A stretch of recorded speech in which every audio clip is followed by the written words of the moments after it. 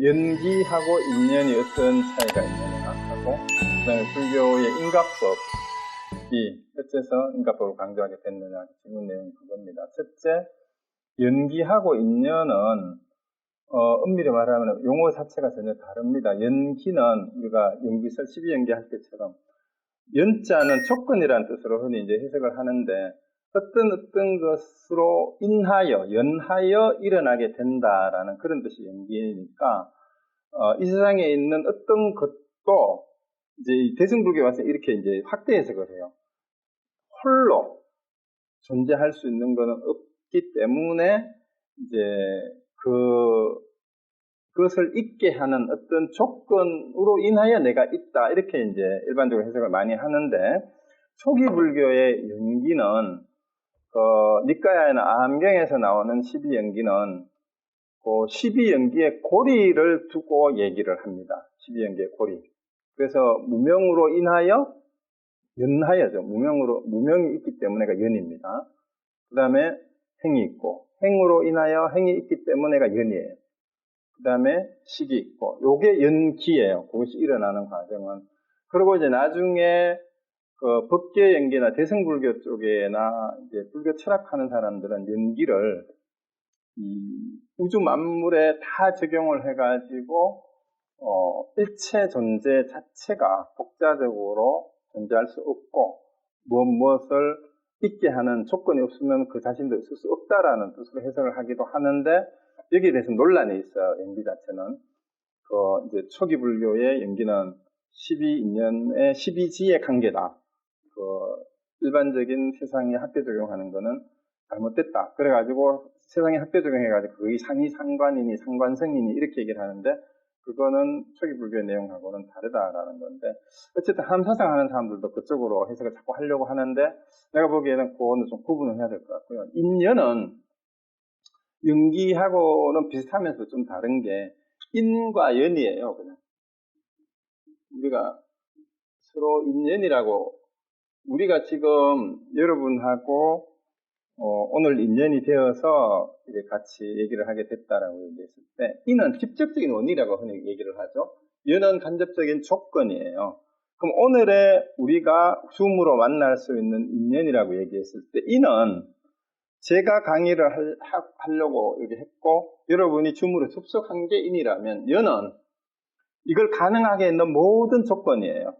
오늘 21세기에 우리가 비슷한 시기에 지구에서 태어났다라는 것부터 시작해서 이 컴퓨터 시스템이 줌을 연결시켜주는 모든 장치, 이게 연이에요. 이것이 결합이 되었을 때 인연이 비로소 되는 거죠. 그러면 어느 하나도 없으면 우리는 오늘 인연이 안 됩니다. 내가 오늘 강의를 안 해도 오늘 인연이 안 되고, 여러분이 안 들어와도 안 되고, 나는 하는데 여러분이 컴퓨터 고장이 나도 안 돼요. 그래서 인연이 하합이 될 때 어떤 상황이 생겨나는 거죠. 그게 이제 인연이고요. 그 다음에 인가법은 원인이 있으면은 결과가 있다라는 그 말이에요. 그래서 사실은 인가법하고 연기설하고는 상당히 관계가 있기는 있는데요.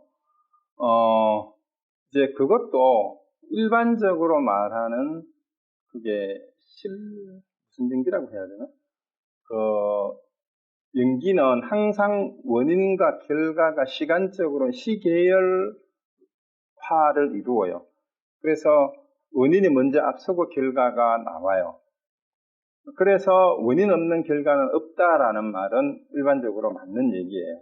그렇지만 반야 사상에 와서는 이 인가법 자체가 완전히 허물어집니다. 그 얘기가 뭐냐 하면은, 어떤 인이라고 할 것을 있다고 할 수가 없다라는 게 공사상이에요. 그래서 인과는 본래 없다예요. 그리고 그거를 설명하기 이전에 인이 이꼴 과다, 이렇게 얘기를 해요. 인과 동시인가라고 합니다. 그걸 동시인가. 동시인가하고 이게 뭐 계열인가? 이렇게 해야 되나? 시계열인가? 시차인가?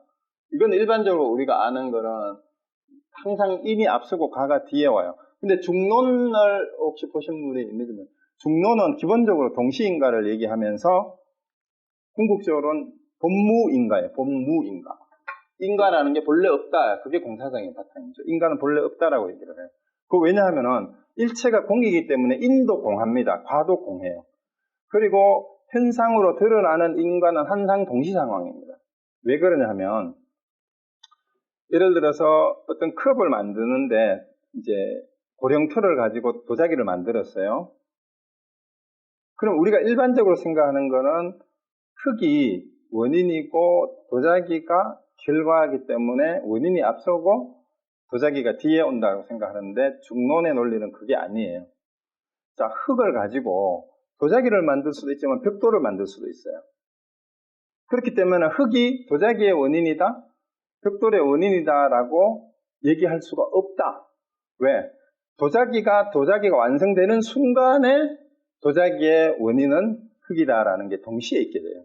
벽돌이 완성되는 순간에 벽돌의 원료는 흙이다. 이렇게 되는 것이지, 벽돌이 되기 전에는 흙이 벽돌의 원료다라고 할 수 없다라는 거예요. 근데 그거는 우리가 세상에서는 이제 경험적으로 이 흙을 가지고 벽돌도 만들고 도자기도 만드니까 이게 재료로 쓰이는 거야. 원료니까 이게 원인이야. 이렇게 얘기하지만, 반야사상에 오면 그게 깨집니다. 그러면은, 여기서 아주 중요한 사실은 관계가 되는데요. 초기 불교하고 특히 대승불교의 반야사상의 차이가 뭐냐면요. 시 공간관이 획기적으로 달라져 버려요. 특히 속죄하고 진죄. 속죄에서는 시간과 공간이 늘 상대화되어 있어요. 그런데 반야사상에 오면 시간과 공간 개념 자체가 없어져 버려요. 그거를 이해하기가 참 힘듭니다. 그래서 인과법도 일반적으로 얘기하는 거는 뭐 세상에서 인과가 다 있죠. 항상 원인이 있으면 결과가 있다. 근데 인과법도 대승불교에 오면은 달라진다라는. 제이슨님 거사님, 우리 저기에 유튜브 강의를 보시고 댓글을 달아놓으시는 걸 우리 거사님이 못 봤는데 가지고 오셨는데요. 이제 윤회는 촛불과 같다. 업본에 있으나 작자가 없다는 말에 동의하고 있었는데 이제 제가 아니라고 하네요. 그러니까 이게 지금 이해가 안 된다라는 얘기예요. 업부하고 육식하고 이런 게 이제 잘 모르시겠다고 얘기를 했는데, 사실 오늘 말씀드린 데에서 이게 다 얘기가 됐지 않나 싶어요. 이제 윤회를 촛불과 같다라는 얘기하고 업본에 있으면 작자는 없다는 이 얘기가 초기 불교에 윤회가 있느냐, 무아인데 누가 윤회를 하느냐, 이런 논쟁을 계속 초기 불교부터, 부파 불교 때부터 지금까지 계속 하고 있어요. 하고 있는데, 기본적으로, 오늘 대승불교 입장에서 보면, 윤회라는 것 자체가 착각이에요. 특히 이제 반야사상으로 오면, 이게 건강경에 그 얘기가 계속 나오잖아요. 이 세상이 전부 다, 한 같고 거품 같고 그렇다 그러는데, 거기에 윤회가 계좌될 때가 없죠. 그리고 이제 업보는 있으나 작자는 없다라는 말은 무아사상을, 일단 작자가 없다라는 말은 무아사상을 바탕으로 업보라는 말하고 무아라는 말을 결합을 시키니까 이제 이것도 문제가 되는데요.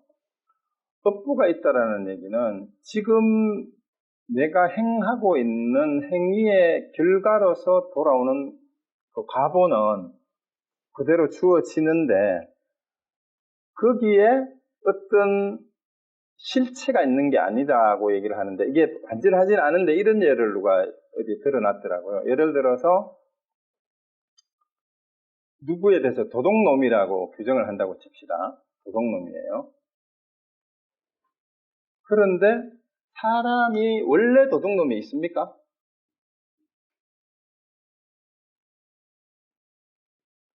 도둑질이라는 업을 지을 때 도둑놈이라는 화가 딱지가 붙는 거예요. 그런데 그 사람 자체는 원래 도둑놈이 아니에요. 그 도둑놈은 누가 도둑질 하는 사람이 도둑놈일 뿐이에요. 그러면 이 도둑놈이 회개를 해가지고 착한 자선행을 하면 이 사람은 뭐가 돼요? 자선하는 사람, 선을 베푸는 사람이 돼요. 그러면은 업보가 있다라는 말은 이것도 현재 진행 동시인가로 봐야 돼요. 동시인가로. 예를 들어서 내가 어떤 사람인가? 여러분 각자가 내가 누구지라고 얘기하는 게 이제 궁극적인 불성을 가진 존재로서의 진리의 본체로서 나 말고, 진한이 뭐 첨난이 이런 거 말고, 현상에서 내가 누군가를 알고 싶으면은요, 여러분이 무슨 생각을 하는지를 돌아보면 여러분 그런 사람이에요. 더 이상도 더 이하도 아니에요. 내가 돈 생각하면은 돈 생각하는 사람, 여자 생각하면 여자 생각하는 사람, 그게 업보예요, 업보. 업보가 있다라는 말은. 그렇게, 그 순간에 규정이 되는 거죠, 업보는. 그런데 그 규정되는 그 사람이 고정되어 있지 않다라는 게 작자가 없다라는 말이에요.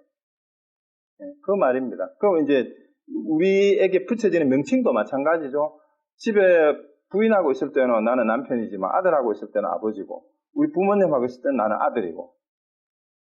그러면 그 관계 속에서 이제 인과법, 인연설하고도 다르게 관계 속에서 업보는 그때그때 규정이 돼요. 그런데 이게 고정된 게 아니잖아요. 그게 작자는 없다라는 얘기하고 조금 이해하시면 조금 비슷하게 이해할 수 있습니다. 네, 그래서 윤회도 마찬가지예요. 윤회도 그런 식으로 매일 생각을 하고 있는 사람은 윤회가 있어요. 계속 윤회를 합니다. 우리가 하루 종일, 그러니까 윤회를 상징적인 비유로 보면 육도 윤회를 한다 그러는데, 지옥이 뭐예요, 지옥이? 서로 상대방을 죽이려고 하고 미워하는, 거기가 지옥이잖아요. 그럼 내가 그런 마음이 들 때 내가 지옥 중생이고, 그 다음에 짐승이 뭡니까, 축생이? 인간하고 다르게 짐승은 자기 반성력이나 성찰력이 없잖아요. 그리고 본능적으로 행동을 할 때, 우리 인간이 본능적으로 행동하잖아요. 밥 먹을 때도 그렇고, 남녀관계에서도 그렇고. 그때는 짐승이지. 그게 축생이고. 그 다음에, 뭐 인간은 자기 반성력이 있는 거예요. 성찰력이 있는 거.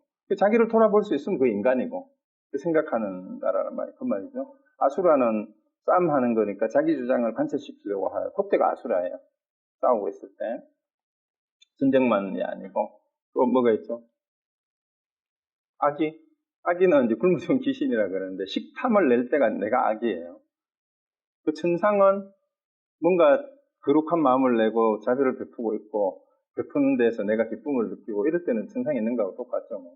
진짜 사랑을 하고, 다른 사람에 대해서.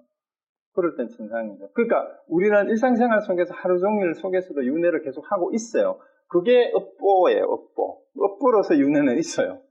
그렇지만 그것이 고정된 게 아니라는 얘기죠. 그게 작자가 없습니다.